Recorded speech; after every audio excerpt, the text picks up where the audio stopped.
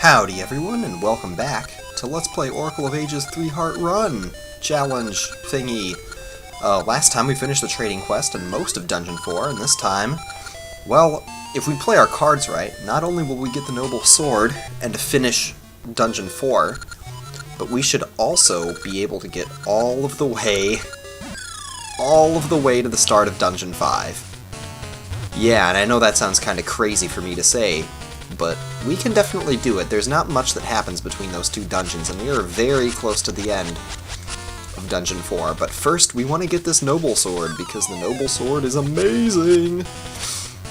So how's everyone doing today? Tonight is a Sunday night, and, you know, I'm going with my traditional Sunday all-nighter. You know, I like to go long and hard on Sunday nights, just like your mom, from what I understand. She also is, fond of going long and hard on Sunday nights. I almost let those guys push me off the button, man. I would have failed the challenge. But, you know, it's no big deal. As you notice, he had 2 rounds of purple buzzy beetles that time, but, you know. Let me just get a sip of coffee here. Goddamn, it's so good. Good black coffee. And now we have the level 2 sword, L2. The awesome sword of orangeness. Yeah, this isn't the Master Sword. The Master Sword is actually in the game. By the way, you can see we can break pots with nothing but our bare sword now, because we are just that awesome. Yes, the Master Sword is in this game, but you have to link up between the 2 games to get it. And then when you get the sword upgrade in the other game, it'll upgrade from the level 2 to the level 3. And that'll be the Master Sword, and it's colored like a, pretty sure it's colored blue. It's been a long-ass time since I've gotten the Master Sword, though, because I'm pretty sure I've mentioned before, but I have played this game and beaten it linked, but it's just been a really, really long time since I've done that. So here we are back in Dungeon 4. Oh god, I need another sip of coffee. I have a freaking marketing paper that I have to write tonight. It shouldn't be too difficult to actually write. It's about how much Walmart sucks in terms of customer service, basically. It's the follow-up to that field trip that I was complaining about a couple of videos ago. Actually, that was a lot of videos ago. I think that was, like, what, part 3 or something? But as you can see, the level 2 sword does twice the damage, and it is so nice. Now you gotta watch out for that guy with the sword there, because he can troll you. And if you swing your sword and it hits his sword, it'll knock you back and you can go right into the lava pit, and that's not good at all. So yeah. Sunday night, so much. I'm not looking forward to this week. This week's gonna be kinda rough. It's just lots of other schoolwork to do. I have a political science test in comparative government. I'm pretty sure I mentioned that I was taking comparative government before, but well, if not, now you know. I'm in a comparative government course. Or comparative politics, or whatever the actual title is, I don't really know. Because, you know, it's not like it's the name of the class or anything. That was really dumb what I just did there. If you're playing along with me, you probably shouldn't do that, because that was very dumb. So, yeah, things are going pretty crazy in Zelda world. I was actually, just before I started recording this, I was practicing some of the later dungeons. I was working ahead, and I think I've got a pretty good method for going through Dungeon 5, which is kind of notorious for being, like, the dungeon where everybody gets lost in, because it's just, well, it can be kind of confusing if you don't know your way around it. And I also practice the stuff in between Dungeons 5 and 6, so I've got experience, I know what I'm doing. And hopefully everything will be, solid and smooth sailing. Dungeon 6, I think I mentioned it, like, way back in part 1. Maybe not, I can't remember, but Dungeon 6 is the dungeon that I'm most worried about in this entire run-through. Because, well, I guess I can talk about it a little bit since it's on the mind, and we're not really doing anything here, but Dungeon 6 has a lot of Wizardobes, and they can be quite difficult to fight. Anyway, back to the present, we got this little dungeon here. And this I was also practicing off-screen, just so, like, you know, you don't have to sit here listening to me think, like, oh, well, maybe if I go down, then maybe we can solve the puzzle then. So yeah, I did this a couple times off screen just to, like, get a pattern down. And there's definitely more than one way that you can do this. More than one correct path you can take. But this is the way that I do it here. And then you go down like that. And boom! There's your small key. I actually thought it was the boss key for some reason, that we were getting the boss key. Actually, no, we do have like a significant-ish portion of dungeon left. I am so glad that guy didn't knock me into the lava. That would have been bad. That would have been really bad. Because I'm going to be a whole heart behind. Alright. This is one of the last little rooms. You know what I mean? One of those choke points, I guess you could say. Well, this Buzzy Beetle, man, is getting on my fucking nerves. Ugh, it's pretty crazy. But as you can see, the boss door is right there, and usually when there's a boss door, there's healing outside of it, because, you know, this is Zelda, not freaking Contra, or... you know, it's not that hard. Well, I mean, Zelda 2's that hard. Actually, I don't think Zelda 2 is that hard either. I think the people greatly overstate the difficulty of Zelda 2, especially if you know what you're doing. And these days, you know, Zelda 2 is such an old game, and there's so many, like, good resources for figuring out the tricks to playing Zelda 2, that if you can't play it, you really don't have much of an excuse to be able to... Well, man, I can't, like, articulate my thoughts at all tonight, jeez. I'm kind of... This is a nerve-wracking room as well, because there's not much room for error. You just gotta go and hope you make it. That was actually not quite as close as most of my other run-throughs of this room. And of course you got these bats that are trolling you, because what else are bats good for? They're good for trolling, and that's about it. So yeah, today is the Sunday, well actually technically it's Monday the 31st, but the day before this recording, when I was, you know, awake, the day that I woke up on before I was recording this, was actually Sunday, March 30th. So that was a fun day. March 30th, I actually had a really huge crush on a girl whose birthday was March 30th, but I don't like to talk about that anymore, so there will be no more talking about that in terms of things that you will be hearing from me. Anyway, there's the boss key. I saw a movie today with my parents, actually. Went out to see Wes Anderson's new movie, The Grand Budapest Hotel, in case you haven't heard of it. It was really, really amazing. You know, I think that movies today are way too much, like, they're too flashy. There's too much, like, how do I describe this? It's like the plot is just not substantial. The narrative lacks good focus. Anyway, I can continue my rant after this, but we got this boss fight here. And this guy can be, well, he can be either easy or hard, depending on what happens. Basically, you just don't want to give him an inch. The faster this fight is over, the better, but I guess we did pretty well, so... There it is, that's boss 4. He's a lot easier if you have the Noble Sword, so... You got the Burning Flame and Essence of Time! It reignites wavering hearts with the hero's burning passion.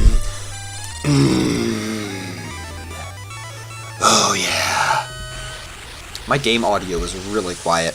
I turned my mic down, so maybe my controller would not be quite as audible, but there, I turned the game volume up a little in case you couldn't hear anything throughout that, you know. It sounded like it was kind of loud when I was doing my test recordings, actually, but whatever, so... Who cares? I don't care. Oh, I think it's only been 10 minutes, so... We can have a maple encounter, and then we can get over to Rolling Ridge, and then... I guess we can call that a video. I was actually expecting it to take longer than that. Is that a Gasha Seed? I think that is, and it's right by her, too. God damn it. Okay. Yeah, no, she got it. Couldn't get the Gasha Seed. I mean, it's not like I'm using those things, but whatever. So she got the Gasha Seed, I got the rest of her shit. No big deal. Now I actually think that the fastest way would not be for us to go this way, but it would rather be to warp here. Anyway, I was ranting about movies and movies today, and the problems with all these newfangled movies these days. like an old person, you know. But it just occurred to me while I was watching the previews for this shit, like the new Transformers movie, which is like, it's all explosions and it's all spectacle, but the actual, like, the characters are contrived and just a bunch of, like, garden variety tropes. And I'm taking a sip of coffee. And the story's just, like, it's just not interesting. Which is why the Grand Budapest Hotel was so awesome. The story was really interesting, and the characters were lively and colorful and memorable, and the acting performances were great. So if you actually like your movies to be, like, artful, then, like, definitely check it out. So this is where the Gorons live. And, you will probably get sick of seeing these Gorons eventually, but we're gonna be stuck with the Gorons for a while, I tell ya. So we can't get through in the past because the Elder's buried alive or some shit like that, so he's blocking the path with his selfish self. So we gotta go back to the present when the Elder has died, presumably. Gotta take another sip of coffee, man! More coffee, more coffee! But now we can go through because, you know, there's not an emergency happening at the front of the cave, so... And I tell you, this is another part of the game that, like, I just always get lost here, or turned around, and, like, which cave entrance is which, and which staircase you go up, and whatnot. I don't know, maybe it's just me, but... It's, yeah, I don't know. We're gonna be seeing Gorons for a while, because both this dungeon and the next dungeon revolve around Gorons, and it feels so nice to kill a blue moblin in one hit. That's really cool. But anyway, so spoiler alert, we actually need to go and get something from the past. Well, geez, first you need your freaking bracelet. You gotta lift the thing up first. We actually need to get the last type of seed. You know, talk about spoilers, but... more coffee. So yeah, the last thing that we need is something in a tree here. And you know what? It kind of occurred to me while I was practicing this section of the game that there are so many time paradoxes that you create. I mean, like, you know how in Ocarina of Time, with the Song of Storms, how Adult Link learns the song from a guy who learned it from Link as a kid? Right? Well, this game has all sorts of shit like that. And we're about to do one of these things right now with the bomb flower crop. Because they can't have any bomb flowers in the past. Or, well, actually, I don't know. Maybe this one isn't such a great example of a time paradox, but it's just kind of interesting. Anyway, so we picked up some Pegasus seeds, and they're important because they make you run fast, and you need them to get by stuff, like that. If you didn't have the Pegasus seeds, you would have fallen, so make sure you get them before you come here. And now we have probably the sorriest excuse for a boss fight ever, the Moblin King. And this is actually a thing that happens. Funnily enough, the Moblin King is in Oracle of Seasons 2, and he plays a much more important role in that game, actually.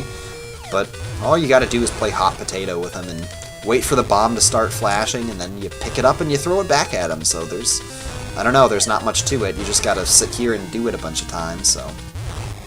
What's my timer up to? Well, not my timer, but my clock. What's my clock looking like here? 15 minutes or so, I guess? Oh, that's actually pretty good. Oh, I don't know if that... Ooh, that actually did hit him. I'm surprised. Sometimes it seems like the amount of time that these things flash for is just, like, totally random, to be honest, but, you know, just keep moving. These guys over here, they're no threat to you at all. I missed him, though. Oh, I missed. Oh my god, I missed him twice, and I took a hit. That's, like, the ultimate failure right there. But that's okay, that was the last hit we needed. So we blow him up, he turns all gray and runs away. No, it can't be, why me? And the Gorons are just, like, inching their way out, like, is that guy fucking gone? Did he leave?